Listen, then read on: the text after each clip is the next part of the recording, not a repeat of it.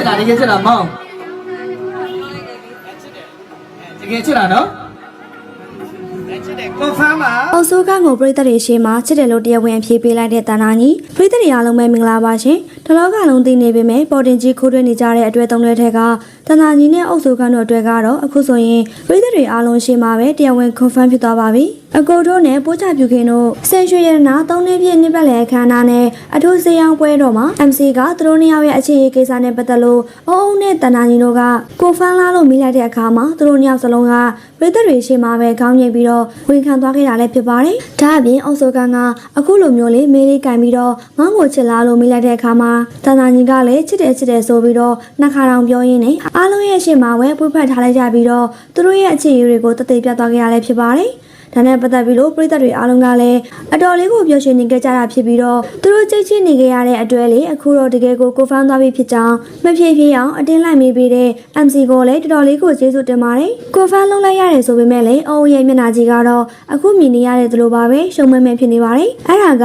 ဘာကြောင့်လို့ပြည်သက်ကြီးထင်ပါတယ်လဲရှင်ခေါမမကြီးသွားပြီးခဲ့ကြပါအောင်နော်တိတ်ခွနေရအကုန်ကြခံပြီးတော့ပရမဇော်မင်္ဂလိ recording studio ပိုင်ရှင်တဦးအဖြစ်ရက်တီလာနိုင်တဲ့သူကတော့အစိုးရပူပဲဖြစ်ပါတယ်Million Dream Recording Studio ကို2019ခုနှစ်မှာစတင်တည်ထောင်ခဲ့ပြီးဖြစ်ပြီးအရင်းအနှီးအနေနဲ့3,900ကုန်ကြခန်းကဆောက်လုပ်ခဲ့တာလည်းဖြစ်ပါတယ်။ဒါကြောင့်လည်းအချစ်သချင်းတွေကိုခန်းစားချက်ပြင်းထန်တဲ့သချင်းစာသားတွေနဲ့ပြည်သက်တွေရဲ့နှလုံးသားကိုတိမ့်ပိုင်ထားနိုင်တဲ့ပိုကဒီချိန်မှာတော့အနုပညာရှင်တရားဖြစ်တယ်မကပဲစီးပွားရေးလုပ်ငန်းရှင်တရားဖြစ်ပါအားလုံးကအားသိစေခဲ့တာလည်းဖြစ်ပါတယ်။ Million Dream Recording Studio တည်ထောင်ဖို့အတွက်စုစုပေါင်း3,900လောက်အကုန်ကြခံခဲ့ကြောင်းသိရှိရပါတယ်။အခုခေတ်တာမုန်းတဲ့ချိန်ကြည့်ရင်တော့တော်တော်လေးကိုငွေပမာဏများပြားလာတဲ့အမောက်တစ်ခုပဲဖြစ်ပါတယ်။အသမိုင်းဆိုင်ရာအရေးချင်းမြင့်စက်ပစ္စည်းများတချင်းထုတ်လုပ်ရေးအတွက်လိုအပ်တဲ့စနစ်တကျအခမ်းအနားများကိုတေချာပြင်ဆင်ထားပြီးတော့အနုပညာရှင်အသစ်တွေအတွက်လည်း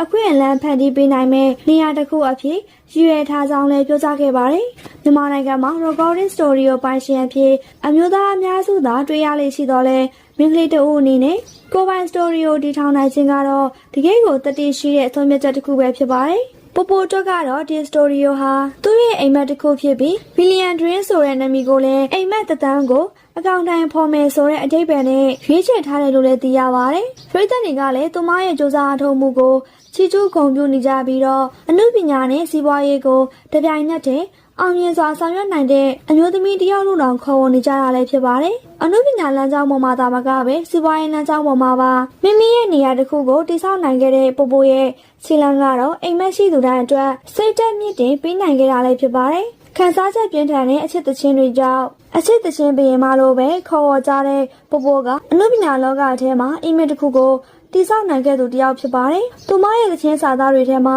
မင်းကလေးတယောက်ရဲ့အချက်ပေါ်ယုံကြည်မှုကျင်နာမှုစိတ်ပြအာရုံမှုတွေကိုတိတိကျကျထည့်သွင်းရေးသားနိုင်တာကြောင့်ပြည်သက်တွေကလည်းသူမကိုအားပေးဝန်းရံနေကြတာလည်းဖြစ်ပါတယ်။ဒီလိုနဲ့အချစ်သချင်းတွေကိုသာမဖန်တီးပဲကိုယ်တိုင်လည်းအချစ်ကိုယုံကြည်ပြီးလက်တွဲပူးခဲ့တဲ့သူတယောက်လည်းဖြစ်ပါတယ်